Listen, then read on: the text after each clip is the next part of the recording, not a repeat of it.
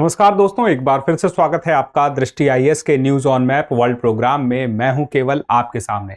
आज हम बात करने वाले हैं बीते एक सप्ताह में दुनिया भर में जो जगहें चर्चा में थी उन पर मानचित्र पर आधारित कौन से प्रश्न आपकी परीक्षा में पूछे जा सकते हैं जो कि महत्वपूर्ण हैं, उसी पर हम चर्चा करेंगे। और एक एक करके शुरुआत करें उसके पहले हम देखेंगे बीते सप्ताह हमने आपसे जो पूछा था। सवाल बहुत आसान था कि ब्रिटिश द्वीप समूह के संदर्भ में निम्नलिखित कथनों पर विचार कीजिए। पहला कथन है प्रधान मध्याह्न रेखा इसके ठीक मध्य से गुजरती है। दूसरा है यह द्वीप समूह पूर्णतः शीतोष्ण कटिबंध में स्थित है। तीसरा है उत्तरी अटलांटिक प्रवाह यहाँ के मौसम को अत्यधिक ठंड से बचाता है। अब आपको बताना है उपर्युक्त में से कौन सा या से कथन सही है या है। केवल एक और दो, केवल दो और तीन, या केवल तीन। अब यहाँ पे एक एक करके देखते हैं। सबसे पहले हमें ये पता होना चाहिए कि ब्रिटिश द्वीप समूह है कहाँ। तो देखिए, ब्रिटिश द्वीप समूह में एक ये जो ग्रेट ब्रिटेन का है पूरा पार्ट, उसके अलावा ये पूरा आइलैंड आप देख सकते हैं। और ये चूंकि ब्रिटिश द्वीप समूह में आयरलैंड भी आता है क्योंकि यहाँ पे नॉर्थ वाला हिस्सा इसी का ही है। अब यहाँ पे इस पूरे के पूरे ब्रिटिश द्वीप समूह में हम इसको विस्तार से देखें यहाँ पर, तो अब इसमें को लेकर के एक स्टेटमेंट हमें समझना पड़ेगा। पहला स्टेटमेंट क्या है? प्रधान मध्याह्न रेखा इसके ठीक मध्य से गुजरती है। अब प्रधान मध्याह्न रेखा ये है, 0 डिग्री है देशांतर, ये इस प्रकार से गुजरी है और ये पूरा ब्रिटिश आइलैंड है। क्या ये बीच में है? नहीं, ये थोड़ा पूर्व में ही है। तो इसका मतलब क्या हुआ? पहला वाला गलत है। फिर यह द्वीप समूह पूर्णतः शीतोष्ण कटिबंध में स्थित है। शीतोष्ण कटिबंध अगर भूगोल आपने पढ़ा होगा तो आपको अंदाजा होगा, नहीं तो देख लीजिए। विषुवत रेखा 0 डिग्री, फिर उसके बाद उत्तर या हम दक्षिण दोनों तरफ जाएंगे तो 23.5 डिग्री में आता है कर्क रेखा। और कर्क रेखा से ऊपर आर्कटिक वृत्त के बीच में 66.5 डिग्री के बीच में, 23.5 से 66.5 के बीच में क्या है? शीतोष्ण कटिबंध है। और इसी तरह से विषुवत रेखा से मकर रेखा के बीच में हम कुछ नहीं बोलेंगे, लेकिन जैसे ही इसके आगे बढ़ेंगे तो हम कहेंगे ये तो शीतोष्ण कटिबंध फिर से शुरू हो गया। तो दोनों ही तरफ हम हैं। अगर उत्तरी गोलार्ध में देखें तो दक्षिणी गोलार्ध में तो दोनों तरफ शीतोष्ण कटिबंध मिलेंगे, लेकिन एक होगा मकर रेखा से अंटार्कटिक वृत्त में और एक होगा कर्क रेखा से आर्कटिक वृत्त में। अब यहां पे ये कह रहा है कि पूरी तरह से शीतोष्ण कटिबंध में है। क्या सच में ऐसा है? तो ये देखिए, ये आर्कटिक वृत्त है और ये हम देखें तो ये कर्क रेखा है। तो क्या आप देख सकते हैं पूरा ब्रिटिश आइलैंड इसमें आ रहा है? बिल्कुल आ रहा है। इसका मतलब क्या हुआ कि यह बात सही है, पूर्णतः शीतोष्ण कटिबंध में है। अब आगे बढ़ें। उत्तरी अटलांटिक प्रवाह यहां के मौसम को अत्यधिक ठंड से बचाता है। तो क्या यह बात सही है कि नहीं है? उत्तरी अटलांटिक प्रवाह को देखने के लिए इसको देखिए ये गल्फ ऑफ जेट स्ट्रीम जो है, यही जब आगे बढ़ जाती है तो ये नॉर्थ अटलांटिक ड्रिफ्ट के रूप में आपको दिखाई देगी। और यह जो कि गल्फ स्ट्रीम से आगे बढ़ी हुई शाखा दिखाई दे रही, तो ये गर्म है। तो जब यहां पे आप देखें तो जब ये गर्म जल पहुंचेगा नॉर्थ अटलांटिक, जब ड्रिफ्ट पहुंचेगा, कहां पे पहुंचेगा? यहां पर। किस क्षेत्र की बात हो रही है? ब्रिटिश द्वीप समूह के बगल में। तो इस क्षेत्र में जब वो नॉर्थ अटलांटिक ड्रिफ्ट पहुंचेगा तो यहां पर चूंकि वो गर्म रहेगा तो यहां का जो जल ठंडा है वो उतना ठंडा नहीं हो पाएगा जितना हो सकता था। तो यहां पे यही बात कही गई, अटलांटिक प्रवाह, उत्तरी अटलांटिक प्रवाह के मौसम को अत्यधिक ठंड से बचाता है। ठीक है, उत्तरी अटलांटिक प्रवाह यहां का। तो उत्तरी अटलांटिक प्रवाह क्यों प्रभावित हो रहा है? ये प्रभावित हो रहा है गल्फ स्ट्रीम से। तो इसकी वजह से ये स्टेटमेंट तो सही है, दूसरा और तीसरा सही है, पहला वाला गलत है। तो हम क्या कहेंगे? कौन सा है कौन से? तो हम कहेंगे सी, 2 और 3। अब आगे बढ़ते हैं। निम्नलिखित कथनों पर विचार कीजिए। जापान और रूस के बीच कुरील द्वीप समूह को लेकर विवाद है, पहला है। फिर है रूस ने 1945 में द्वितीय विश्व युद्ध के बाद इन द्वीपों पर कब्जा कर लिया। फिर है कुरील द्वीप समूह उत्तर पूर्वी प्रशांत महासागर में स्थित है और इसमें केवल ज्वालामुखी द्वीप शामिल हैं। कौन सा इसमें सही है? हमें देखना है, सही विकल्प को चुनना है। पहला देखिए, जापान और रूस के बीच कुरील द्वीप समूह को लेकर के विवाद है। यह कुरील द्वीप समूह है कहां पे? दुनिया के नक्शे पर हम एशिया की तरफ देखें और पूर्व में देखें, इसको और पास से देखें तो ये वो क्षेत्र है। आपको इधर देखिए, ये है जापान, ये है रूस वाला क्षेत्र और इसी के बीच में है कुरील द्वीप समूह। इसी को पास से देख लीजिए, कुरील आइलैंड्स है, ये जापान का क्षेत्र है, ये रशिया का क्षेत्र है। यहां पर विवाद है और ये जो विवाद है इस वजह से यह बात कथन सही हो जाता है। दूसरी बात कि रूस ने 1945 में द्वितीय विश्व युद्ध के बाद इन द्वीपों पर कब्जा कर लिया। तो कब किया? 1945 में। किसने किया? रूस ने किया। तो ये बात भी सही है। अब तीसरे पे आ जाते हैं। कुरिल द्वीप समूह उत्तर पूर्वी प्रशांत महासागर में स्थित है और इसमें केवल ज्वालामुखी द्वीप शामिल हैं। अब इसमें क्या कह रहा है? उत्तर पूर्वी प्रशांत महासागर में। अब देखिए यहां पे क्या है ना, ये जो स्टेटमेंट है इसमें एक बात भी अगर गलत निकल गई तो सब कुछ गलत इसमें हो जाएगा। अब कुरिल द्वीप समूह जो है आप देखें तो ये पैसिफिक ओशन है, उत्तर में है, और ये उत्तर पश्चिम की बात हो रही है। लेकिन यहां पे देखें तो यहां पे सारे के सारे द्वीप जो हैं ये सारे के सारे द्वीप ज्वालामुखी के नहीं है। जो ये कह रहा है कि ज्वालामुखी द्वीप है, तो सभी ज्वालामुखी नहीं है। और एक दूसरी बात दिशा वाली भी आ गई। तो इस हिसाब से पहला वाला सही है, दूसरा वाला सही है, लेकिन तीसरा वाला गलत है। तो यहां पे सही विकल्प होगा ए, 1 और 2। अब आगे बढ़ते हैं। अब आगे बढ़ने के पहले जरूरी जानकारी कि दृष्टि आईएएस का जीएस फाउंडेशन का बैच 13 नवंबर से करोल बाग में शुरू हो रहा है और यह दोपहर 3 बजे है। इसके लिए एडमिशन चालू है। और इसके अलावा लखनऊ में आईएएस जीएस फाउंडेशन का बैच 18 अक्टूबर से सुबह 11:30 बजे से शुरू है। एडमिशन लेना है जिन्हें, वो जा सकते हैं। जानकारी लेने के साथ इन सेंटरों में एडमिशन ले सकते हैं। उसके अलावा इंदौर, प्रयागराज, जयपुर में भी आईएएस जीएस फाउंडेशन बैच संचालित है। जो जानकारी चाहिए आप सेंटर में जाएं और उनसे पूछ सकते हैं। इसके अलावा आपको कोई और जानकारी चाहिए तो आपको मैं एक नंबर देता हूं, इस नंबर पर आप कॉल कर लीजिएगा 8750187501। ये वो नंबर है जिसमें आपको कभी भी कोई जानकारी चाहिए दृष्टि के किसी भी कोर्स के बारे में, चाहे ऑनलाइन या ऑफलाइन, आप कॉल कर सकते हैं 8750187501। अब आगे बढ़ते हैं अगले सवाल पर। निम्नलिखित कथनों पर विचार कीजिए। पहला देखिए, गोलन हाइट्स इजराइल और लेबनान की सीमा पर स्थित है। और दूसरा है गोलन हाइट्स वर्तमान में इजराइल के नियंत्रण में है। और तीसरा है इजराइल और लेबनान के बीच मुख्य विवादित क्षेत्र शब्बा फार्म्स है। सही विकल्प चुनना है केवल 1 और 3, केवल 2 और 3, केवल 1 और 2, और उसके बाद है 1, 2 और 3। अब एक एक करके समझ लेते हैं बात को। गोलन हाइट्स इजराइल और लेबनान की सीमा पर स्थित है। आइए देखते हैं। यह है गोलन हाइट्स का क्षेत्र और यह है इजराइल, यह है लेबनान। लेकिन बात यह है कि यह इजराइल और सीरिया के बीच में है, यह जो गोलन हाइट का क्षेत्र है। तो इसकी वजह से हम यह कह सकते हैं कि इसकी सीमा इजराइल और लेबनान की सीमा पर नहीं है, इजराइल और सीरिया की सीमा पर है। तो यह वाला स्टेटमेंट हो गया गलत।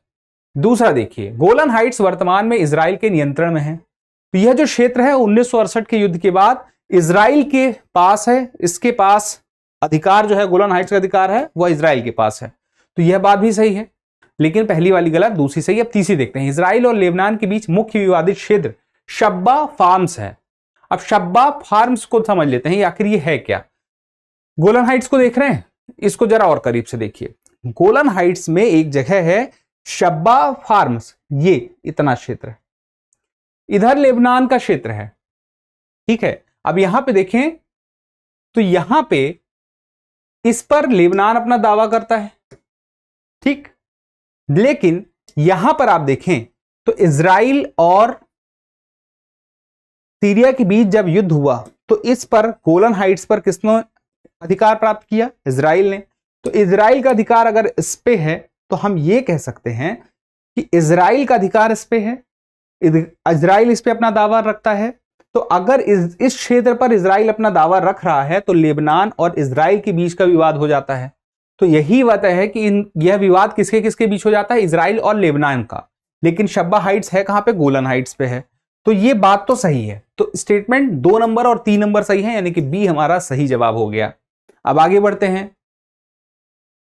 निम्नलिखित कथनों पर विचार कीजिए। कनाडा और अमेरिका के बीच सबसे लंबी असैन्यकृत सीमा है। दूसरा है यह सीमा 5 ग्रेट लेक्स से होकर गुजरती है। और ग्रेट लेक्स क्षेत्र में सबसे बड़ी झील सुपीरियर झील है जो दोनों देशों की सीमा को विभाजित करती है। अब आपको बताना है सही विकल्प कौन सा है इसमें से।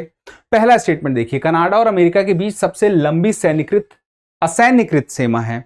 तो दुनिया में सबसे लंबी असैन्यकृत जो सेना है वह कनाडा और अमेरिका के बीच में है, यानी कि सेना की जरूरत इनके बीच में सीमा में नहीं पड़ती है, इतनी शांति वहां पर है। तो यह स्टेटमेंट सही है।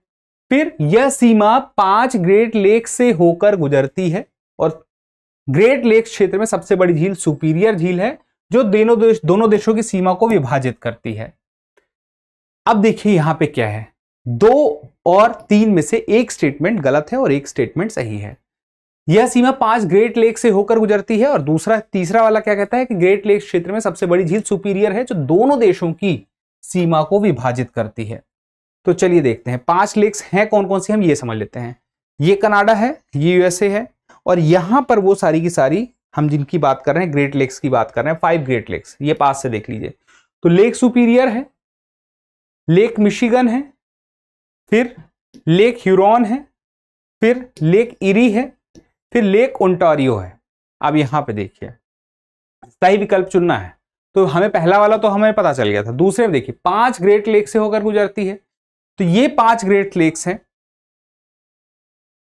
Lake superior, Huron, eri, Ontario और मिशिगन।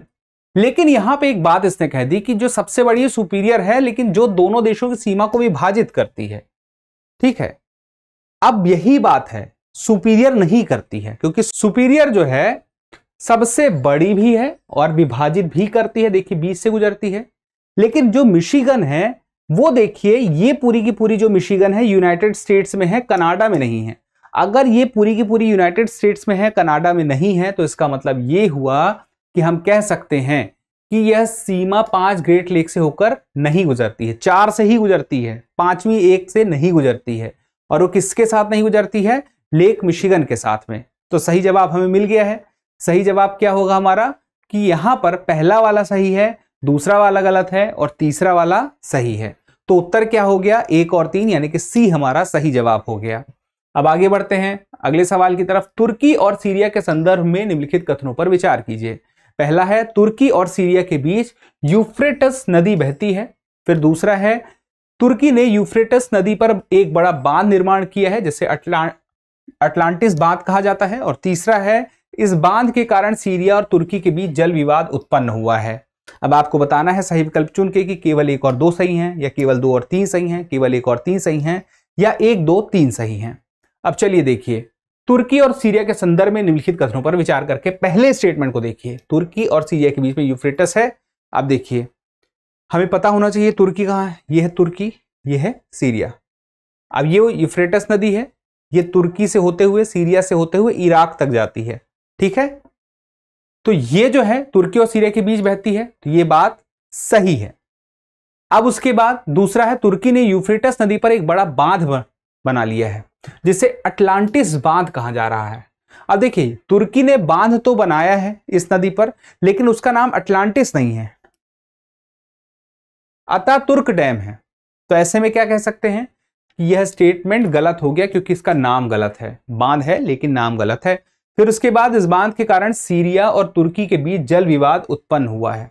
सीरिया और तुर्की के बीच में जल विवाद उत्पन्न हुआ है। तो ऐसी स्थिति में आप ये समझिए कि यह जो सीरिया है और यह जो तुर्की है, ये नदी इन दोनों के लिए महत्वपूर्ण थी। अब चूंकि बांध बना लिया है तो पानी की कमी होगी, और पानी की कमी होगी सीरिया के पास में, तो विवाद तो होगा ही। तो यह बात बिल्कुल सही है। तो पहला और तीसरा सही है, दूसरा गलत है। सही उत्तर क्या हो गया? सी हो गया। आगे बढ़ें। क्रीमिया और रूस के संदर्भ में निम्नलिखित कथनों पर विचार कीजिए। क्रीमिया एक प्रायद्वीप है जो काला सागर के उत्तर में स्थित है। फिर है 2014 में रूस ने क्रीमिया को अपने कब्जे में ले लिया, जो अंतरराष्ट्रीय स्तर पर विवादित माना जाता है। तीसरा है क्रीमिया और यूक्रेन के बीच कुर्च स्ट्रेट मुख्य जलमार्ग है। सही विकल्प चुनना है, केवल 1 और 2, केवल 2 और 3, केवल 1 और 3, या 1, 2, 3। पहला स्टेटमेंट देखिए, क्रीमिया एक प्रायद्वीप है जो काला सागर के उत्तर में स्थित है। प्रायद्वीप का मतलब क्या होता है? 3 तरफ से कोई क्षेत्र समुद्र से घिरा हुआ है। क्रीमिया यहां पर है, ब्लैक सी के उत्तर में है। ये ब्लैक सी है, ये इसके उत्तर में है। इसको जरा पास से देखें।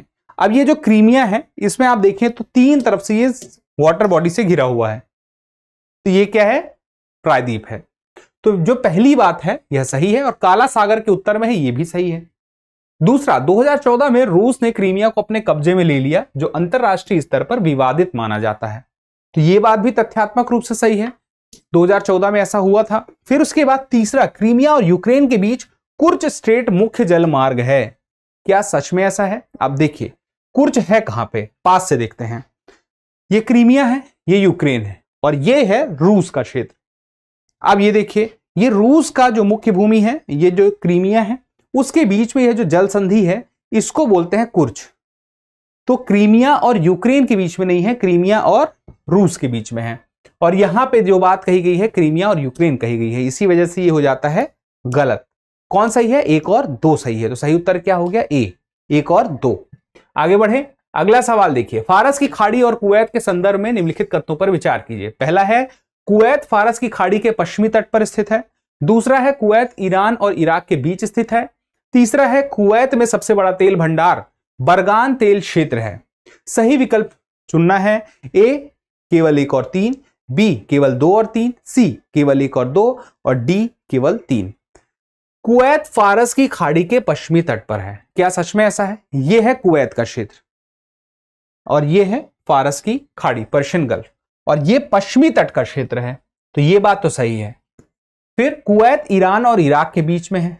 देखिए, यह है ईरान और यह है इराक।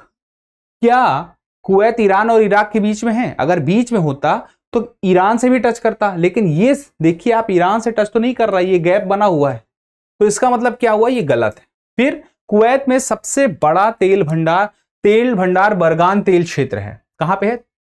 कुवैत में है। पास से देखें, ये है ग्रेटर बरगान, इसकी बात हो रही है। और ये कहां पे है? यह कुवैत में है और ये दिखाई भी देता है। तो ये स्टेटमेंट सही है, पहला और तीसरा। सही उत्तर क्या हो गया? ए, 1 और 3। आगे बढ़ें, अगला सवाल ये बहुत ही महत्वपूर्ण है। तुर्की और ग्रीस के संदर्भ में निम्नलिखित कथनों पर विचार कीजिए। पहला है तुर्की और ग्रीस दोनों एजियन सागर के किनारे स्थित हैं। दूसरा है क्रीट द्वीप ग्रीस का सबसे बड़ा द्वीप है और यह तुर्की के करीब स्थित है। ए केवल 1, बी केवल 2, सी 1 और 2 दोनों, डी ना तो 1 और ना ही 2। अब आगे देखिए, तुर्की और ग्रीस दोनों एजियन सागर के किनारे स्थित है। अब तुर्की कहां पे है, ग्रीस कहां पे? ये तुर्की है, ये ग्रीस है, और देखें तो ये एजियन सी है। और इन सब के अगर हम दक्षिण में विस्तार देखें तो ये मेडिटेरियन सी है। तो हमें इनके उत्तर में ही रहना है। एजियन सी के बीच में है और एक तरफ है पूर्व में तुर्की, पश्चिम में है ग्रीस। तो पहली बात तो दोनों की सही हो गई। फिर क्रीट द्वीप ग्रीस का सबसे बड़ा द्वीप है। क्या सच में ऐसा है? देखिए, ये ग्रीस है और ये तुर्की है, और ये जो क्षेत्र है ये है हमारा क्रीट द्वीप। अब क्रीट द्वीप जो है आप देखें तो ये क्या कह रहा है कि यह तुर्की के करीब स्थित है। तो सीधी सी बात है कि अगर ये क्रीट द्वीप है और यहां पे या तो ग्रीस होगा या तो तुर्की होंगे, तो ग्रीस का तो है ही है, लेकिन किसके करीब है? तुर्की के करीब है। तो ये बात सही है। पहली वाली भी सही है, दूसरी वाली भी सही है। तो सही उत्तर क्या हो गया? सी, 1 और 2 दोनों हो गए। अब आगे बढ़ते हैं, देख लेते हैं आज का अभ्यास प्रश्न। निम्नलिखित कथनों पर विचार कीजिए। यदि एक क्रूज जहाज लंदन से चलकर उत्तमाशा अंतरीप केप ऑफ गुड होप के रास्ते मुंबई तक यात्रा करता है तो उसे अपनी यात्रा का कुछ भाग पश्चिमी गोलार्ध में तय करना पड़ेगा। फिर उसके बाद दूसरा है, यदि एक क्रूज जहाज लंदन से चलकर लाल सागर के रास्ते मुंबई तक यात्रा करता है तो उसे अपनी यात्रा का कुछ भाग पश्चिमी गोलार्ध में तय करना पड़ेगा। अब आपको बताना है उपयुक्त में से कौन सा ऐसे कथन सही है या है। ए केवल 1, बी केवल 2, सी 1 और 2 दोनों, डी ना तो 1 और ना ही 2। तो ये हमारा अभ्यास प्रश्न के साथ यहीं पर आज का सेशन होता है समाप्त। जल्दी मिलते हैं अगले एपिसोड में। तब तक के लिए स्वस्थ रहें, मस्त रहें, पढ़ते रहें, और चैनल सब्सक्राइब नहीं किया है तो सब्सक्राइब कर लें। जल्दी मिलते हैं अगले एपिसोड में। Bye bye. डियर व्यूअर्स, अपने एग्जाम की तैयारी को और बेहतर करने के लिए हमारे चैनल को लाइक, शेयर और सब्सक्राइब करना न भूलें।